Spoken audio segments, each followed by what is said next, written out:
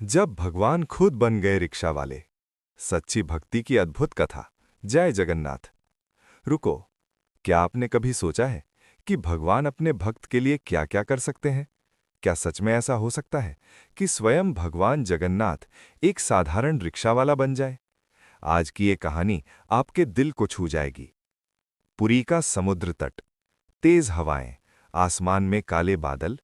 ऐसा लग रहा था जैसे कोई बड़ा तूफान आने वाला है।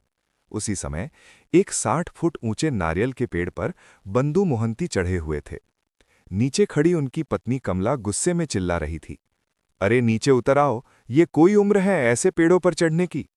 बंधु मोहंती मुस्कुराए और ऊपर से बोले, तुम नहीं समझोगे कमला, ये नारियल मेरे प्रभु के लिए हैं। ऊपर वाले मीठे और ठंडे हैं, मेरे जगन्नाथ इन्हें पाकर खुश हो जाएंगे। कमला झल्ला कर बोली, पूरी नगरी 56 भोग लगाती है, क्या भगवान तुम्हारे एक नारियल के भूखे हैं? बंधु बोले, भोग सब चढ़ाते हैं, पर जो प्रेम से दिया जाता है वो सीधा भगवान तक पहुंचता है। तभी अचानक मौसम बदल गया। तेज तूफान, भयंकर हवा, पेड़ जोर जोर से हिलने लगे और तभी एक तेज झोंका आया। बंधु का हाथ फिसला और अगले ही पल धड़ाम, वे 60 फुट की ऊंचाई से नीचे गिर पड़े। कमला चीख उठी, कोई बचाओ, कोई मदद करो। लेकिन चारों तरफ सन्नाटा था, कोई नहीं आया।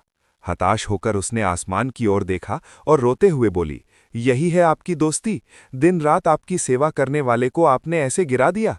अगर इन्हें कुछ हो गया तो मैं आपके मंदिर के सामने प्राण दे दूंगी। तभी दूर से एक आवाज आई, घंटी की हल्की धुन, और एक रिक्शा धीरे धीरे उनकी तरफ आ रहा था। रिक्शा खींचने वाला एक सांवला नौजवान था, सिर पर पीला गमछा, आंखों में अजीब सा तेज। उसने पूछा, काकी, इतना क्यों रो रही हो? कमला उसके पैरों में गिर पड़ी, मेरे पति को बचा लो। वो नौजवान मुस्कुराया और बंधु मोहंती को ऐसे उठा लिया जैसे वो कोई वजन ही न हो। तेज तूफान के बीच वो रिक्शा इतनी तेजी से भागा जैसे हवा भी उसका साथ दे रही हो। कुछ ही देर में वे वैद्य के पास पहुंच गए। वैद्य जी ने जांच की और हैरान रह गए। 60 फुट से गिरने के बाद भी इनकी एक भी हड्डी नहीं टूटी।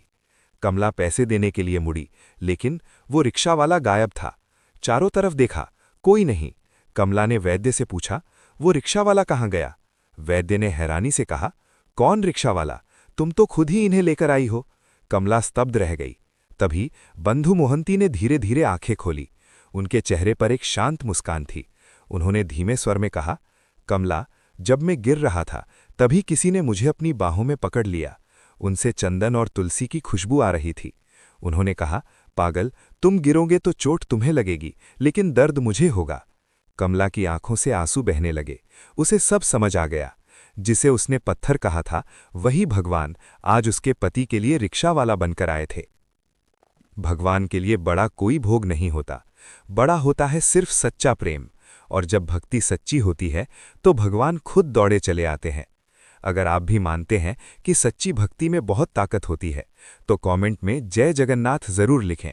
वीडियो को लाइक करें, अपने दोस्तों और परिवार के साथ शेयर करें और ऐसे ही अद्भुत और सच्ची कथाओं के लिए चैनल को सब्सक्राइब करना ना भूलें। जय जगन्नाथ।